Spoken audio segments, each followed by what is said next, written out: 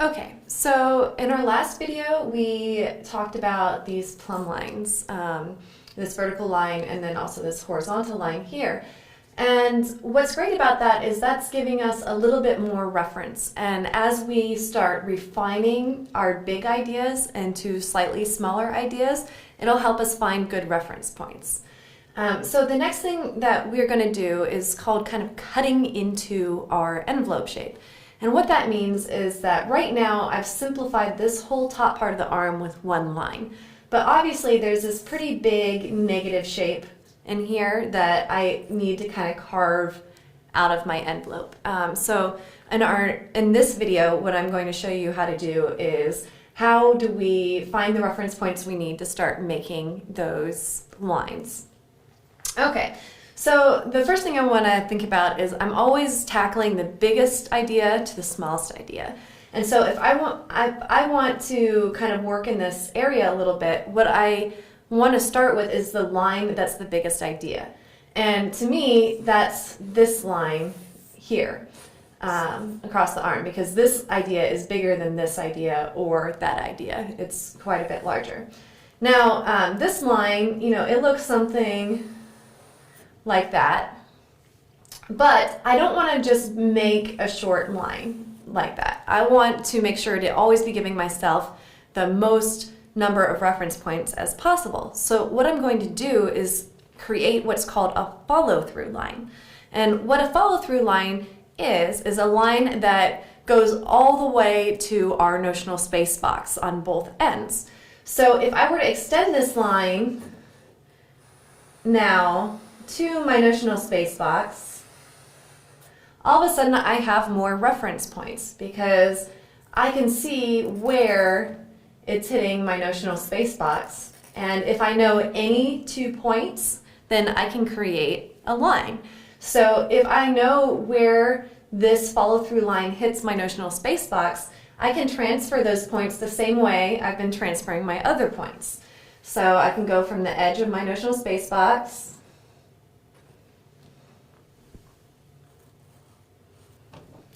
and down here do the same thing.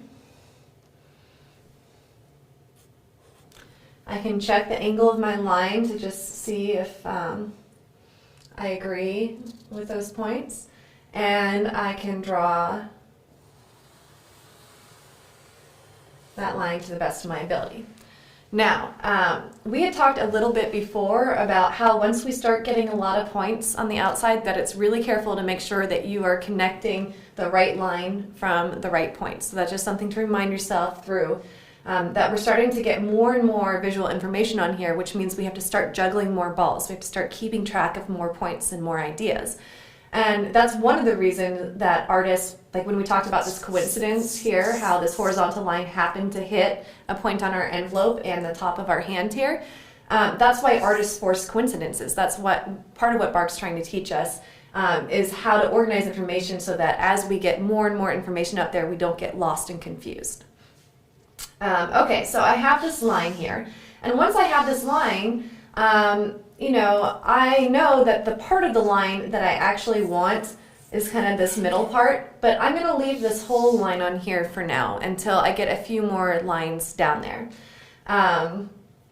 So I have this idea here, and maybe the next line I want to find is this line here, because I'm trying to just kind of carve a simple shape out of here because I'm cutting into this big envelope shape.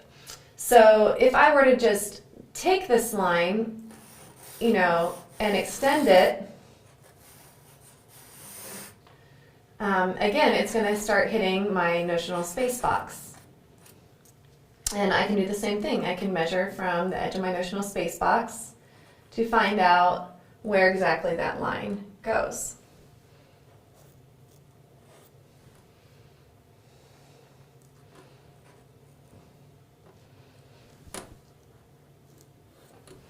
I want to double check. It's never a bad idea to double check your measurements.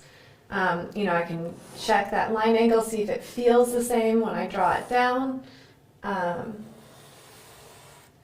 And I now have an idea of where this next section of my hand goes. if I want to finish this carving process, I might also want to find this line. But again, I'm not just going to have a short little line here. I always want to be extending my lines to my notional space box. It's not a very straight line. And to give myself more reference points.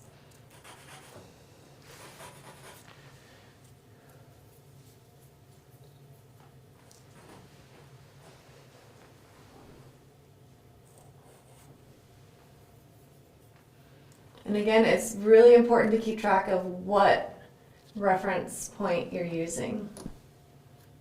It's very common for people when they're first learning to draw this way to accidentally use the wrong reference point for the line that they're trying to draw. Okay, so I'm checking the angle. That seems like it would be the same.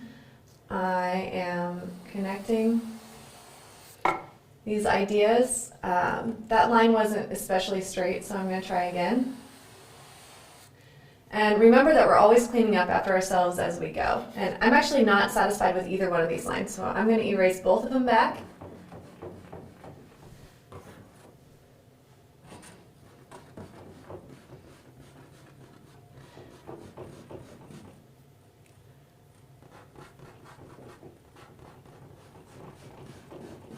And I'm going to try one more time. It's really common, actually, that you have strengths in certain line angles. Like some people, are much better at going this way than this way.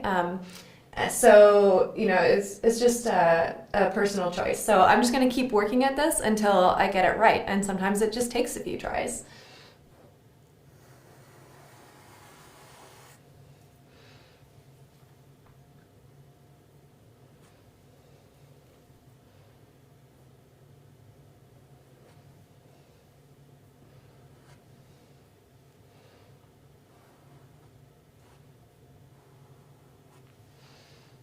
All right, so that's much closer to what I need it to be.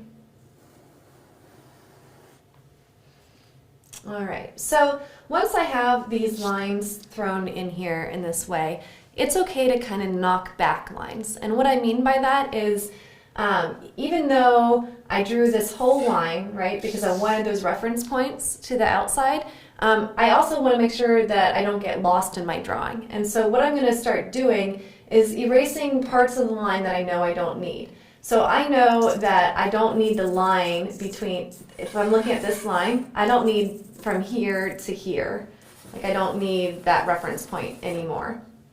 So I can erase it on my original, and I can erase it back on my drawing. And again, this is why it's so important to draw light, because it's much easier to erase back light drawings than it is really dark drawings. I also know that for the most part, like as this line comes through here, I don't really need the part that's crossing through the hand anymore. So I can go ahead and erase this part back, because that would be crossing through the hand. And by kind of cleaning up your drawing in this way, it helps you make sure that you don't get lost in your drawing, because this is starting to look like a pile of pickup sticks, which is good. We want to be using big straight lines, but we also want to make sure that we always understand exactly what each line represents when we're referencing it back and forth. So I can erase that bit. Now on my envelope shape, remember how my original envelope shape was this? I no longer need this part of my envelope because I've started carving into my envelope shape. So I'm going to go ahead and erase that bit. And I can go ahead and erase it over here too. And this line here, we really only need this bit of that line, but right now I have that whole line going through. So I'm going to go ahead and erase out this middle bit.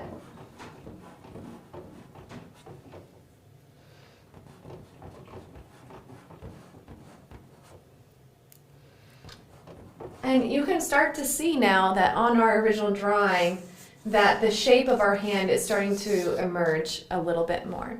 So that's how we kind of start cutting into our envelope a little bit to start refining our shape. And we're still going from big ideas to little ideas.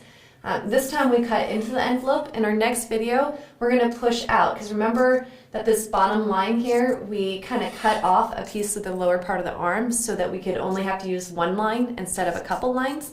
So in the next video, we're going to learn how to push out from our envelope instead of cutting in like we did in this one. So that will be in our next video.